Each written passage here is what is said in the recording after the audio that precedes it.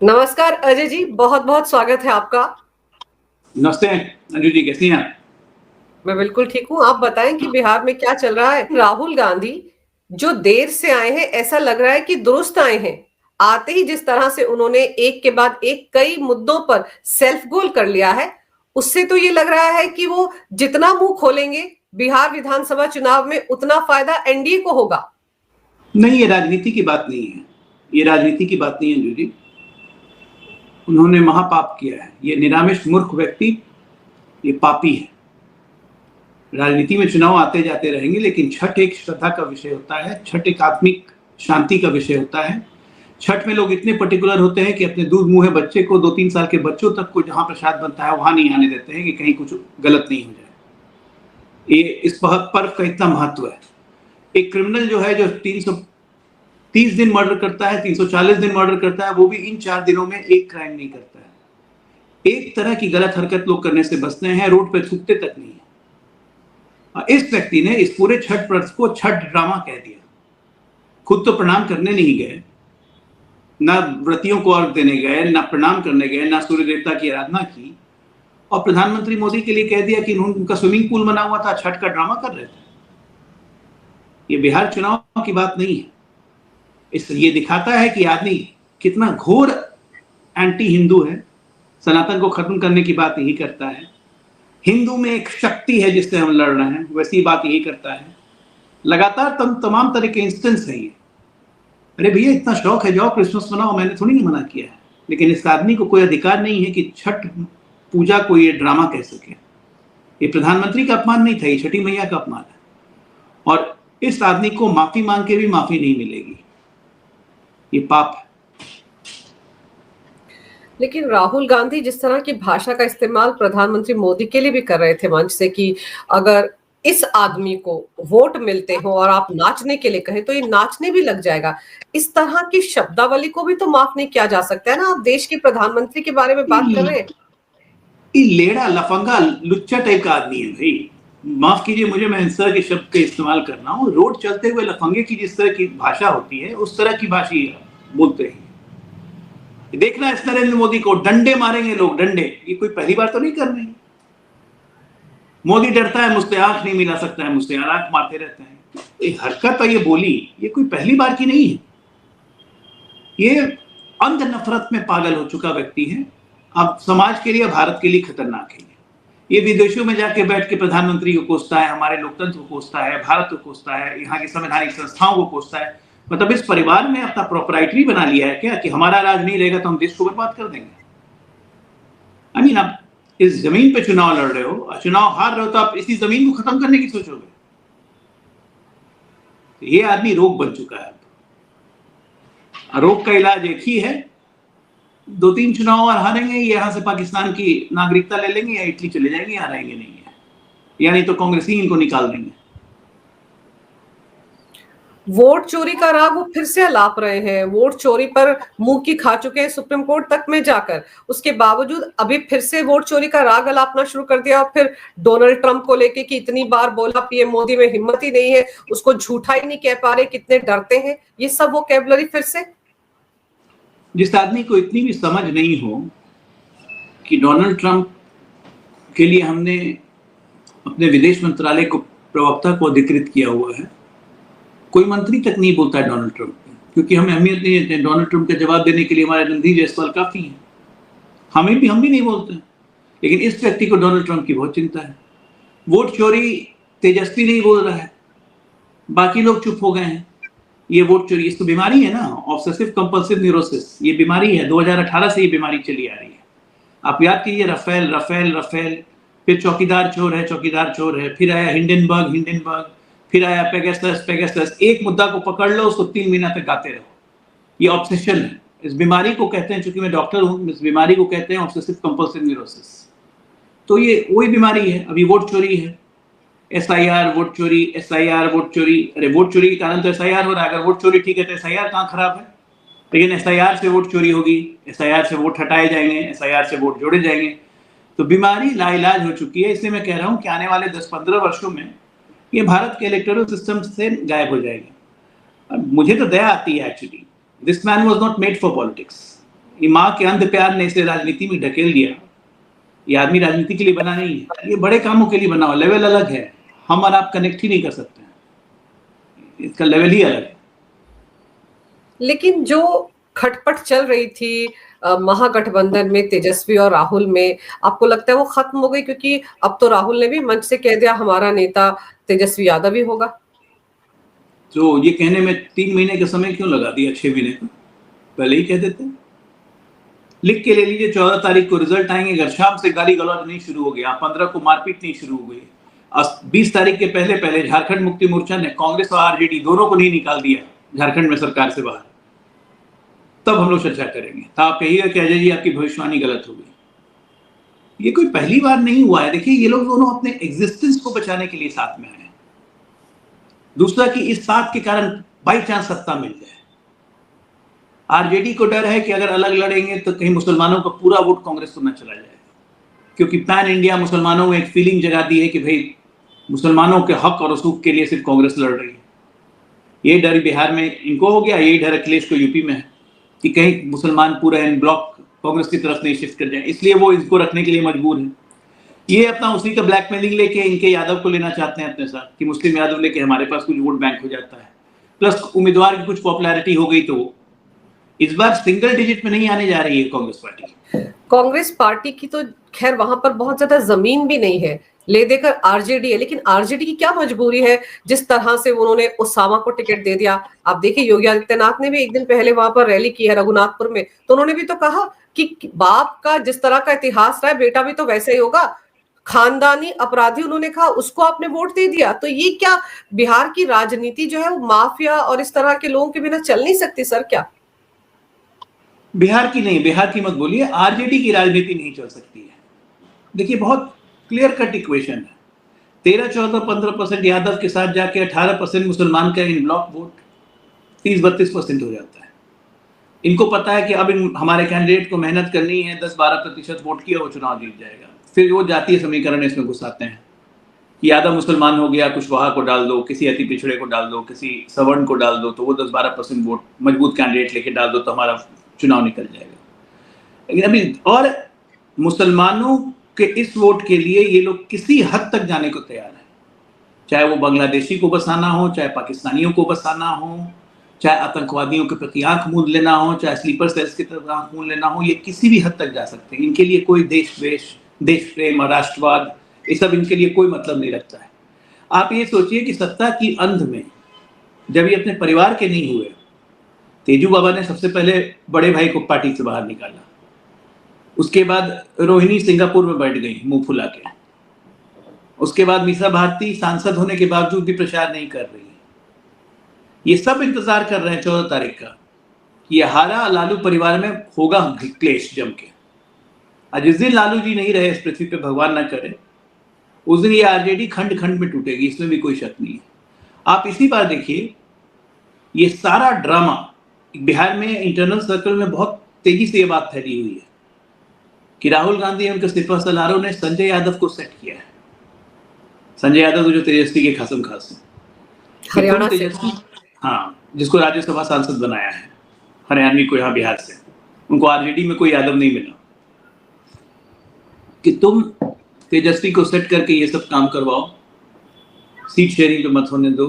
मतलब बेसिकली तेजस्वी को बर्बाद करने की सुपारी कांग्रेस ही नहीं दी है संजय यादव को, क्योंकि संजय यादव को तो दोबारा कुछ मिलना नहीं है, 3 साल का राज्यसभा बचा हुआ है और कांग्रेस की जमीन है हरियाणा में। संजय यादव को अल्टीमेटली राजनीति तो हरियाणा की करनी है, तो उनको ये आश्वासन कहीं ना कहीं मिला हुआ है कि तुमको हरियाणा में सेट कर देंगे। तो ये चर्चा है, मैं जानता नहीं। जिस तरह से हरकत हो रही है आरजेडी की, जिस तरह से कैंडिडेट सिलेक्शन हुआ है, जिस तरह से रोज दिन पार्टी से निष्कासन किया जा रहा है, उसमें तो कोई नेता कार्यकर्ता बचेगा ही नहीं। भाई, बड़ा बेटा खुलेआम बगावत करके हर जगह कैंडिडेट दे रहा है, लड़ रहा है, परिवार यूनाइटेड है नहीं। आप किस मुंह से एक बेटे के विम्स एंड फैंसीज पे जो पागल की तरह कुछ भी घोषणा कर रहा है, 3 करोड़ नौकरी दे देंगे, जीविका को परमानेंट कर देंगे, ये पैसा क्या ऊपर से लाएंगे? जब पूछिए तो क्या नीतीश जी बोलते थे कि पैसा क्या इनका बाप लाएगा, लेकिन सच्चाई है कि 12 लाख करोड़ कहां से लाओगे भाई? कुबेर का कनेक्शन हो गया है। एक एक टिकट आपने बेचा है आरजेडी का, सिटिंग विधायक तक से 2 से 3 करोड़ रुपए लिए गए, ये सब कोई जानते हैं बिहार में। आपको बिहार आना चाहिए था 2-3 दिन के लिए, आपको फर्स्ट, और आरजेडी के कुछ कैंडिडेट्स का आप इंटरव्यू करती तो आपको फर्स्ट हैंड इन्फॉर्मेशन मिल जाती। जो सिटिंग एमएलए हैं 2-2, 3-3 बार से, उनसे भी 2 करोड़ 3 करोड़ लिए गए हैं, मिनिमम 2 करोड़, 7-7 करोड़ तक टिकट बेचा गया है। तो ये 200-300 करोड़, ये भी खबर है कि हवाला के थ्रू इसको दुबई में, बॉम्बे में संजय यादव ने ट्रांसफर किया। तो बेसिकली जो प्रेम गुप्ता काम करते थे लालू जी के लिए, उनसे 10 गुना बड़े रोल में ये संजय जी आए हुए हैं। पता नहीं अब ह्यूमर है कि क्या है, ये तो 14 तारीख के बाद ही पता चलेगा। लेकिन सच्चाई ये है कि ये पैसा के लिए, सत्ता के लिए दुनिया में किसी को त्याग सकते हैं, ये किसी के नहीं। और सर, संजय यादव के को लेकर ही तो परिवार के अंदर इतना रसाकशी मची हुई है। जितनी अनबन परिवार के अंदर है, सिर्फ उसी की वजह से तो है ना। शुरू से तेजस्वी और तेज प्रताप में भी झगड़े के कारण संजय यादव खुलेआम कहता है कि जयचंद है। मीसा भारती में भी झगड़े के कारण संजय यादव, रोहिणी से भी संजय यादव। लेकिन क्या है ऐसा संजय यादव के पास जो तेजस्वी छोड़ने को तैयार नहीं है? तेजू बाबा, उसकी भी कुछ क्वालिटी होगी, तो उसके लिए उनको बधाई। इसमें हम क्या कह सकते हैं, ये तो उनका आंतरिक मामला है। लेकिन ये चर्चा चल रही है कि आरजेडी बर्बाद होने वाली है। और ये मत सोचिए कि यादव मतलब 100% प्रोप्राइटरी उनकी हो गई। आज की भी तारीख में बीजेपी के 80 में से 12 एमएलए यादव हैं। तो यादव का पूर्ण वोट उनको मिल जाएगा। मुसलमान का चलिए मान सकते हैं कि हमें ना मिले, लेकिन यादव का पूरा वो ले जाएंगे, ये ऐसा नहीं है। देशभक्त यादव, राष्ट्र के प्रति झुकाव रखने वाले यादव, कृष्ण वंशज यादव जितने हैं, राम के प्रति आस्था रखने वाले यादव जितने हैं, मोदी जी के प्रति आस्था रखने वाले जितने यादव हैं, वो सब हमारे ही साथ रहेंगे। आप जिस तरह की बातें बता रहे हैं तेजस्वी यादव को लेकर, लेकिन वो तो जननायक बने हुए, बड़े बड़े पोस्टर लग गए जननायक के। अंजू जी, आप खुद बोलिए कौन सा नायक और कहाँ का जननायक? मैं बताता हूँ, ये दोनों विशुद्ध रूप से नालायक है। तेजू बाबा की बात करते हैं, कैसे नालायक है सुनिए। डीपीएस आर के पुरम कितना प्रेस्टिजियस स्कूल है, एडमिशन होना आसान तो नहीं है। क्लास 8 में पटना से भेज के डीपीएस आर के पुरम में एडमिशन करवा देते हैं लालू जी। 9th में ये बच्चा पढ़ाई छोड़ देता है। डीपीएस आर के पुरम में पहली नालायकी, पिताजी माताजी ने क्रिकेट खेलेंगे, गए क्रिकेट खेलने दिल्ली आईपीएल टीम में, पिताजी के बदौलत ले भी लिया गया पैरवी से। हमेशा बोतल ढोते रह गए, क्रिकेट कभी नहीं खेला, दूसरी नालायकी। तीसरी नालायकी, नीतीश चुनाव लड़ने आए, नीतीश जी की बदौलत 2 बार उप मुख्यमंत्री बन गए, एक सिग्निफिकेंट काम अपने डिपार्टमेंट में नहीं कर पाए। अगर लालू यादव के नाम से इनको निकाल दीजिए, लालू यादव का नाम हटा दीजिए तेजस्वी के आगे से, तो इसको घर में इसके नहीं पूछेंगे। बाहर की तो बात दूर है, घर में नहीं पूछ रहे हैं, वो तो दिख रहा है। एक तो नालायकी ये हो गई। राहुल गांधी जी की तो कोई बात ही नहीं करनी है नालायकी की। वो इतने बड़े नालायक हैं कि 2004 से लेके 25 हो गया, 21 साल में अभी तक लॉन्च ही हो रहा है। 20 बार लॉन्च कर चुका लॉन्चिंग पैड, ये स्टेबल नहीं हो पाते हैं, बार बार क्रैश कर जाते हैं। Guinness book of world record में नाम होने जा रहा है, 90 चुनाव हार चुके हैं। विशुद्ध रूप से नालायक हैं ये लोग। खलनायक, ये खलनायक भी नहीं कहूंगा, खलनायक की भी बेइज्जती है। न जननायक है, न नायक है, न खलनायक है, ये विशुद्ध रूप से नालायक है। ये पारिवारिक पुत्र है और कुछ नहीं। सर, आप कह रहे हैं इन्होंने इतने सालों में कोई सिग्निफिकेंट काम नहीं किया, जब 2-2 बार डिप्टी सीएम रहे। अब तो कह रहे हैं ताड़ी को भी मैं वो शराबबंदी के दायरे से बाहर निकाल दूंगा, हर एक घर में सरकारी नौकरी मिलेगी सर। और उसके बारे में जब सवाल पूछते हैं, वो जो उनके पसंदीदा मीडिया के लोग हैं, जब पूछते हैं कि बजट कहाँ से आएगा, तो कहते हैं हम आउट ऑफ बॉक्स सोचते हैं। अरे जब पता है कि सत्ता आनी नहीं है तो कुछ भी बोलो है बाय शायद। ये सब कोलंबियन इफेक्ट है। जो कोलंबिया से राहुल गांधी लौटे हैं ना, तो पूरे ये वहां गठबंधनों पे कोलंबिया इफेक्ट चढ़ा हुआ है। कुछ भी बोलो, बोलने में क्या, वचनम किम दरिद्रम, संस्कृत का बड़ा फेमस श्लोक है, वचनम किम दरिद्रम। वचन बोलने से कोई दरिद्र थोड़ी ना हो जाता है। बिहार का बजट 3,17,000 करोड़ और यहाँ पे 10 लाख करोड़ की सैलरी बटेगी। पूरे देश में 80 लाख सरकारी जॉब, सारे स्टेट्स और सेंटर को मिला के, सेंटर और बिहार को मिला के 80 लाख सरकारी जॉब, अकेले 3 करोड़ सरकारी नौकरी सिर्फ बिहार में। वंडर कुबेर से लगता है डायरेक्ट हॉटलाइन पे कनेक्टेड है। तो ये सब होता है कोलंबिया से आदमी आता है तो कोलंबियन इफेक्ट हो जाता है। सर, वो तो प्रॉमिस पे प्रॉमिस कर रहे हैं, लिख कर प्रॉमिस कर रहे हैं अपने पसंदीदा यूट्यूबर्स के साथ बैठ कर कि मैं आ गया तो मैं फुलफिल कर दूंगा सारे प्रॉमिस। देखिए, एक संख्या है, बात समझिए, एक संख्या है जो उनकी बात मानती है। एक संख्या वो है जो एकदम कट्टर इस्लामिक वर्ग है, जो भारतीय जनता पार्टी एनडीए को बिल्कुल पसंद नहीं करता है, वो नहीं चाहता है ये लोग सत्ता में आए। वो संख्या आंख मूंद के ये कुछ बोले ये नहीं बोले, ये उन्हीं को वोट देगा। एक संख्या जातिवाद का है कि तेजस्वी यादव, लालू यादव, यादवों की सत्ता। आपने देखा होगा बिहार में बहुत सारे वायरल हो रहे भी गाने कि कट्टा उठा के घर से उठा के ले जाएंगे तो फलाना कर लेंगे, तो न तो गले वाला दाल है ही रे, इतार जेडी के माल ही रे, आई माई बहन सम्मान योजना का बात करते हैं। तो वो एक वर्ग है जो चाहता है कि ये आ जाए, जो बिहार के लॉलेसनेस को रिप्रेजेंट करता है। वो चाहता है कि तेजस्वी आ जाए, राजद की सरकार आ जाए, ताकि हमें कोई छूने आने वाला नहीं हो। लेकिन साथ के साथ काउंटर में एक बहुत बड़ा वर्ग है जो नहीं चाहता है कि आए, और यही कारण है कि 20 साल से ये नहीं आ रहे हैं और आगे भी नहीं आएंगे। और मुझे लगता है कि पूरी राजनीतिक इक्विलिब्रियम चेंज होगी 2025 14 नवंबर के बाद। जब इस बार ये सत्ता में नहीं आएंगे, इनके पार्टी में विघटन होगा, और निश्चित तौर पे बिहार में 2025 14 नवंबर के बाद में प्रशांत किशोर का भविष्य देखता हूं, क्योंकि ये सब जो हमारे खिलाफ के फोर्सेस हैं वो डेफिनेटली एक नया विकल्प तलाशेंगे। 20 साल एनडीए की सरकार के बिहार में होने के बाद भी जंगल राज याद दिलाकर लोगों को लॉ एंड ऑर्डर ऐसा हो जाएगा अगर ये आ जाते हैं, ये याद दिलाने की जरूरत क्यों पड़ रही है? अंजू जी, हम किससे कंपेयर करें? अंजू जी, हमने सत्ता किससे इनहेरिट की थी, हम उसी से कंपेयर करेंगे ना। नरेंद्र मोदी को 11 साल हो गए, नरेंद्र मोदी जी किससे कंपेयर करेंगे? अब डोनाल्ड ट्रंप से तो जाएंगे नहीं कंपेयर करने, या शी जिनपिंग से जाएंगे नहीं कंपेयर करने, हिंदुस्तान में ही ना कंपेयर करेंगे, और वो कंपेयर करेंगे कांग्रेस से। तो 20 साल नीतीश जी की जो सत्ता रही है, एनडीए की सत्ता रही, तो हम किससे कंपेयर करेंगे? हम लालू से ही ना कंपेयर करेंगे। और लोगों ने देखा है, यहाँ फर्क बस इतना है, एक बार 17 महीना, एक बार 14 महीना।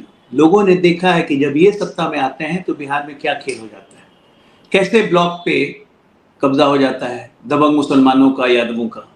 थानों पे थानेदारों की पोस्टिंग में लालू यादव के घर से फोन जाने लगता है, मीसा भारती का फोन जाने लगता है, तेजस्वी का फोन जाने लगता है, कि एसपी को बोलते हैं कि इस थानेदार को यहाँ डालो, इस थानेदार को यहाँ डालो। बीडीओ की पोस्टिंग में खेल होने लगता है, इंजीनियर्स की पोस्टिंग में खेल होने लगता है, पीपा पुल कहीं बनना है उसके टेंडर में खेल होने लगता है। ये 17 महीने में लोगों ने देखा है यहाँ पर कि ये अपनी आदत नहीं सुधार सकते हैं, इनको वैसा ही चरित्र रखना है। नीतीश जी ने क्यों गठबंधन तोड़ा? नीतीश जी को लगा कि ठीक हो जाएंगे, मेरे हिसाब से चलेंगे, लेकिन नीतीश जी के पूरे सिस्टम को ही लोगों ने 16 महीने में बदलने की कोशिश की। तब नीतीश जी को लगा कि इनके कारण जो भी मेरी कमाई हुई विरासत है वो खत्म हो जाएगी, तो नीतीश जी तब छोड़ के गए। दूसरी बार फिर नीतीश जी गए, एक बार और रिस्क लिया उन्होंने, माथा पीट के फिर 14 ही महीना में वापस हुए। तो ये चरित्र है इनका। जैसे आपका ब्लड ग्रुप नहीं बदल सकता है, उसी तरह राजनीतिक चरित्र नहीं बदल सकता है कभी भी। ब्लड ग्रुप भी वही रहेगा, राजनीतिक चरित्र भी वही रहेगा, जिसका जो हो गया वही रहेगा। अब कोई मुझे कितना भी कहे कि मैं क्राइम का सहारा लूं आगे बढ़ने के लिए, मैं अपने अपोनेंट को मरवा दूं, मुझसे नहीं होगा। ये सब आदमी से हो जाएगा। कोई बोले कि अजय आलोक को मरवा दीजिए तो इसका बहुत अच्छा इफेक्ट आएगा, तो they will think like that, they will go like that. ये मुझसे नहीं होगा। ये राजनीतिक लोग नहीं है, इंटरनली क्रिमिनल पार्टी है। तो सर, ये जो ओसामा को टिकट दिया है, शहाबुद्दीन का कैसा इतिहास रहा है, और टिकट देने के बाद खबरें आ रही कि वो अपने उसके गुर्गे जो है उस इलाके के लोगों को डरा धमका रहे हैं कि अगर ओसामा चुनाव नहीं जीता तो फिर उनका जीना हराम कर दिया जाएगा नतीजे आने के बाद। सीवान में आग लगा देंगे।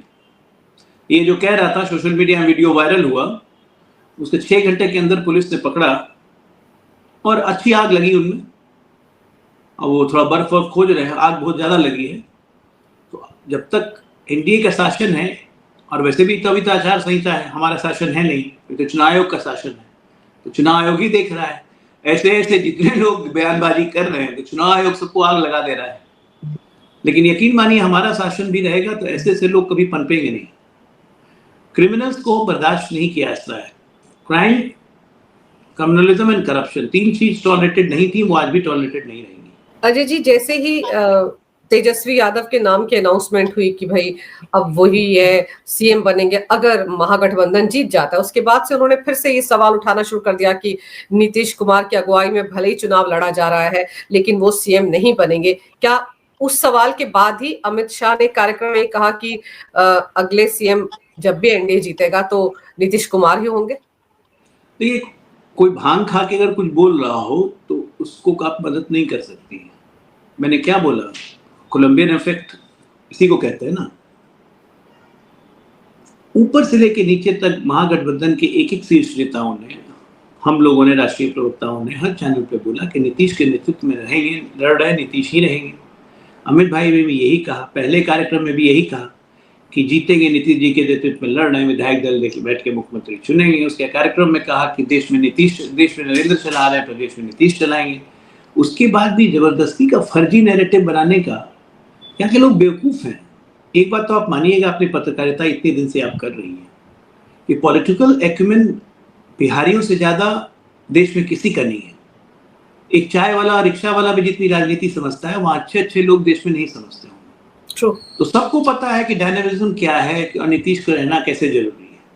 तो ये फालतू की बहस है। मैं आपको कितनी बार आपके शो पे कह चुका हूं, इस राजनीति के भीष्म पितामह है नीतीश, जो अब पांडवों के साथ हैं, और वही तय करेंगे कि उन्हें कब हटना है, उन्हें कब जाना है। जैसे भीष्म पितामह को इच्छा मृत्यु की शक्ति थी, नीतीश को इच्छा रिटायरमेंट की शक्ति है। जब तक नीतीश फिट है और लगता है वो कर सकते हैं, वो करेंगे, कोई दिक्कत नहीं है। नीतीश ही के नेतृत्व में रहना है। पीके फैक्टर कितना काम करेगा और ओवैसी फैक्टर कितना काम कर सकता है? आपको लगता है कि वो जो मुस्लिम वोट बैंक है उसमें तो बिखराव होगा ही होगा इन लोगों की वजह से? देखिए, दोनों का अलग अलग फैक्टर है। एक बात समझिए, ओवैसी बहुत क्लैरिटी में रहते हैं। उनका क्लैरिटी ये है कि इस देश में मुसलमानों की संख्या 15 से 16% है, और बिहार में जैसे 18-19% है, तो एक मुस्लिम पार्टी होनी चाहिए। उनका थिंक बिल्कुल मुस्लिम लीग की तरह है कि एक मुसलमानों की पार्टी क्यों ना हो कि रिप्रेजेंटेशन मुसलमानों का परसेंटेज के अनुपात में हो, और वो मुसलमान पार्टी AIMM क्यों नहीं, क्योंकि बाकी तमाम, ये बात वो ठीक करते हैं कि बाकी तमाम सो कॉल्ड सेकुलर दलों ने मुसलमानों को वोट दिया, उनको रिप्रेजेंटेशन नहीं दिया, जो कि बात सही है। अभी आप देखिए, 14% वाला CM बन रहा है, 2% वाला डिप्टी CM बन रहा है, 19% मुसलमान के डिप्टी CM की घोषणा नहीं की। ओवैसी इस बात तो खुलेआम चिल्ला के बोल रहे हैं। तो ये तो इस देश का मुसलमान समझे ना, जो अपने आप को भेड़ बकरी बना के बीजेपी के नाम पे इन लोग के आगे झुका हुआ है। कांग्रेस ने इतना शोषण किया, इतने दंगे करवाए, इतने मुसलमान मारे, फोर्सेबल कैस्ट्रेशन करवाया इमरजेंसी में, तब भी हाई कांग्रेस, हाई कांग्रेस। तो ये कौम खुद जिम्मेदार है अपनी दुर्गति के लिए। यही बात ओवैसी समझाते हैं कि तुम अपना देखो। भाई, नरेंद्र मोदी हो या नीतीश कुमार हो, मुसलमानों के लिए जितना काम 10-11 साल में हुआ या 20 साल में बिहार में हुआ, कभी नहीं हुआ था। 20 साल में बिहार में एक भी दंगे नहीं हुए, सारे कब्रिस्तानों की घेराबंदी हो गई। 500 करोड़ का बजट होता था लालू के टाइम में, उसको बढ़ा के नीतीश जी ने 16,500 करोड़ का माइनॉरिटी बजट किया हुआ है। सारे मदरसों का नवीनीकरण, शुद्धिकरण, तगरीजे मरगा में कितने शिक्षकों की नियुक्ति कर दी, सब कुछ किया बिहार में। तो वोट देंगे उसको। खुद कितने मुसलमानों ने मुझे कहा है कि नीतीश ने बहुत काम किया, गांव में रोड आ गई, हमको एक एक घर में हमारे बिजली है, 125 यूनिट फ्री भी है, सरकारी योजना का सब लाभ मिलता है, लेकिन वोट नहीं देंगे। क्या है भैया? क्योंकि बीजेपी आएगी तो हिंदू शासन लाएगी। हिंदू शासन तो है, हिंदू शासन ही रहेगा। यही मुसलमानों के अंदर जो बैठा हुआ चीज है ना, कि हमें आज नहीं कल इस देश में इस्लामिक शासन लाना है, दारुल इस्लाम करना है। ये जो सोच कट्टर मजहबी वाली बैठी हुई है, ये इनको देश के नेशनल फ्रेम में आने से रोकती है।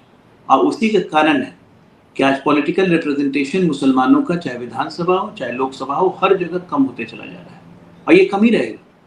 क्योंकि इनकी सोच जो है, ये गाइड होते हैं कुछ मजहबी कट्टरपंथियों के द्वारा, जो इनको बताता है कि इस्लामिक राज रहना चाहिए, इस्लामिक शासन लाना है, खूब बच्चे पैदा करो।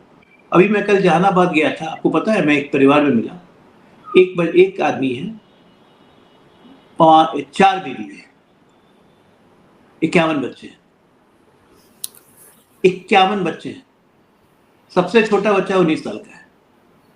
आदमी की उम्र हो गई है 74 साल। वो कब से पैदा कर रहा होगा सोचिए, 19 से 74 में, और साल में कितने बच्चे पैदा करता होगा चारों बीवी के साथ। लास्ट बच्चा उसका हुआ था 19 साल पहले। तो इनकी फर्टिलिटी रेट देखिए। क्यों पैदा कर रहे हो भाई? जितने बच्चे रहेंगे उतना वर्किंग हैंड मिलेगा। 51 में से स्कूल कितने गए? मात्र 12। क्या सीखेंगे? ऐसे ऐसे लोगों को ब्रेन वॉश करना, ऐसे ऐसे लोगों को अपने हिसाब से लगा देना, जिहादी बना देना, 500 रुपया रोज दीजिए, कुछ भी करेगा वो। ये बेसिक प्रॉब्लम है। ये समाज अपने अपने कारण पिट रहा है, और अपने कुछ मजहबी उलेमा के कारण पिट रहा है। और जबकि हिंदुस्तान में 99% मुसलमान कन्वर्टेड हैं, सब हिंदू से मुसलमान बने हैं, लेकिन वही है, नया नया मुल्ला अल्लाह अल्लाह ज़्यादा करता है। तो ये बहुत एक चुनाव और राजनीति अलग चीज़ है, ये एक बहुत बड़ी सामाजिक और सोशल प्रॉब्लम है, क्योंकि इनके अंदर में इनहेरेंट सोच बस गई है कि हमें डेमोक्रेसी बदलनी है। इसके चक्कर में राजनीतिक दल वोट बैंक के चक्कर में, 5 साल की सत्ता के चक्कर में बांग्लादेशी को बसाने को तैयार है। और तो और सोचिए आप, कांग्रेस राष्ट्रीय पार्टी है, कल असम में इंदिरा भवन में जो कांग्रेस का मुख्यालय है, वहां बांग्लादेशी राष्ट्रगान बजाया गाया उन लोगों ने, कांग्रेस के नेताओं ने बांग्लादेश का राष्ट्रगान। अब इससे ज्यादा क्या हो सकता है? तो ये सब बहुत एक बुनियादी समस्या है जिसपे हल निकालने की बहुत जरूरत है। ये देश में जो ये 42nd अमेंडमेंट घुसा के ये सेक्युलर और सोशलिज्म जो डाला गया, उसमें मुसलमानों के दिमाग में शुरू से आज़ादी के बाद से ही भरते चले गए कि अपनी डफली बजाओ, अपना राग बचाओ, देश के बारे में नहीं। और ये हिंदुओं को भी जागृत होना पड़ेगा, क्योंकि जहां संख्या 40% से ऊपर बढ़ी तो अंजू को अबीदा बनने में समय नहीं लगेगा। बिल्कुल सही कह रहे हैं आप कि जो डेमोग्राफिक बदलाव हो रहा है इनके जरिए, घुसपैठियों को बसा कर, रोहिंग्या को बसा कर, वो बहुत खतरनाक है। और आप सोचिए कि इसी वोट बैंक को पटाने के लिए, एम फैक्टर को पटाने के लिए तो तेजस्वी यादव यहाँ तक कह रहा है कि वक्फ कानून जो है उसको तो मैं डस्टबिन में फेंक दूंगा अगर हम आ गए। उनको ये भी नहीं पता है कि भाई ये केंद्र सरकार संसद में पारित हुआ कानून है, इसको राज्य सरकार हाथ नहीं लगा सकती। जब दिमाग का दही हो जाए ना तो ऐसे ही ऐसे शब्द निकलते हैं, ये अपने आप को साबित करते हैं कि मैं 9वीं पास हूँ, 9वीं फेल हूँ, सॉरी, ये अपने आप को साबित करते हैं कि जिसको संघीय व्यवस्था की कोई व्याख्या नहीं है, जिसको राज्य और केंद्र के क्या क्या शक्ति है उसके बारे में कोई अनुमान नहीं है, ऐसा व्यक्ति भी राजनीतिक कारणों से नीतीश कुमार जैसे व्यक्ति को डिप्टी सीएम बनाना पड़ा। ये हमारी लोकतंत्र की सोचिए कितनी बड़ी कमजोरी है, दूसरी तरफ सोचिए तो लोकतंत्र की कितनी बड़ी खूबसूरती है। दोनों चीजें हैं, अपने अपने हिसाब से आप व्याख्या ले सकती हैं। अब मजेदार बात कि इस बात को लेके जो देश के सबसे लंबे समय तक राज करने वाली कांग्रेस पार्टी, उसके बड़े बड़े थिंक टैंक सब मुंह बंद किए हुए हैं, कोई कुछ नहीं बोल रहा है। कपिल सिब्बल चुप, अभिषेक मनु सिंघवी चुप, ये तो बहुत बड़े वकील है ना, संविधान के जानकार हैं, कोई कुछ नहीं बोल रहा है। इकोसिस्टम सारा, जितने पत्रकार लेफ्टिस्ट जो बैठते हैं रोज दिन, सब चुप, कोई कुछ नहीं बोल रहा है। सब क्या कहते हैं, नहीं कोर्ट में चल रही है, बहस चल रही है, कोर्ट में देखेंगे, क्या पता हो जाए, ऐसे हो जाए। लेकिन तेजस्वी ये बात गलत बोल रहे हैं, कोई आउटराइटली नहीं बोल रहा है। कपिल सिब्बल कैसे बोल सकते हैं, वो तो आजम खान का इंटरव्यू लेने में लगे हुए हैं ना, वो एक अलग नैरेटिव सेट कर रहे हैं उनका इंटरव्यू लेकर। लेकिन यहाँ पर अभी जो ग्राउंड रिपोर्ट्स है वो क्या कह रही हैं, क्योंकि टीवी डिबेट्स में तो अक्सर ही कहा जा रहा है कि जो महागठबंधन है बड़ा कट, मतलब नेक टू नेक फाइट है, कांटे की टक्कर है एनडीए के साथ महागठबंधन की। आप क्योंकि खुद बिहार से आते हैं, आप जमीन पर जाकर लोगों से मिल रहे हैं, काम कर रहे हैं, तो आपको क्या नजर आ रहा है इस वक्त? देखिए, हम लोग बहुत कंफर्टेबली 2/3 पार कर रहे हैं मेजोरिटी में, बहुत कंफर्टेबली। और अगर जो चुनाव आते आते जो लास्ट के 2 दिन का मोमेंटम होता है वो पिक कर गया तो हम 210 भी क्रॉस कर जाएंगे, मुझे कोई इसमें दो मत नहीं लग रहा है। क्योंकि जितने फैक्टर्स हैं वो सारे फैक्टर्स, और सेकेंडली एक गुड गवर्नेंस का जो इफेक्ट है लोगों में, वो इफेक्ट बहुत हद तक हमें सपोर्ट कर रहा है। बहुत लोग हैं जो चाहते हैं कि नहीं चेंज होना चाहिए, चेंज। कुछ लोग बुद्धिजीवी लोग होते हैं, चेंज होना चाहिए, तो वो बुद्धिजीवी लोग भी आरजेडी में नहीं जा रहे हैं, वो बुद्धिजीवी भी पीके में जा रहे हैं। तो आप देखते हैं कि पीके को वोट कितने आते हैं, 2%, 3%, 4%। सीट तो नहीं आएगी, ये गारंटेड है। तो अब 4%, 5% वोट आ गए अगर पीके को, तो पीके 2029-30 के लिए विकल्प बन सकते हैं, क्योंकि इस पार्टी का तो टूट जाना, आरजेडी का टूटना तय है। तब पीके कांग्रेस को रिप्लेस कर सकते हैं कि नहीं, ये इन लोग की तीनों की आपस की इक्विलिब्रियम होगी। एनडीए और सशक्त तो मजबूत होकर उभरेगा, इसमें कोई शक नहीं है। और सबसे बड़ी बात कि इस बार हम लोग यूनाइटेड लड़ रहे हैं। पिछली बार चिराग पासवान ने लगभग 135 सीट पे अपने कैंडिडेट खड़े कर दिए थे, उनको बीजेपी का वोट मिल गया था बहुत हद तक, क्योंकि उन्होंने कैंडिडेट सारे बीजेपी वाले ही लेके खड़े कर दिए थे। तो वो सब फैक्टर्स इस बार कुछ नहीं है। 243 पे 243 हम लोग लड़ रहे हैं, वो 243 पे 255 लड़ रहे हैं। तो चुनाव में बहुत तरह की मैसेजिंग होती है, अंडर करंट मैसेजिंग होती है, 50 तरीके की चीज होता है। प्लस रोज दिन सेल्फ गोल कर रहे हैं, कभी छठ मैया को गाली दे रहे हैं, कभी प्रधानमंत्री की माँ को गाली दे रहे हैं, कभी कुछ कर रहे हैं, कभी तेज प्रताप, अब भाई बहन में कुछ कुछ खबर आ जा रही है।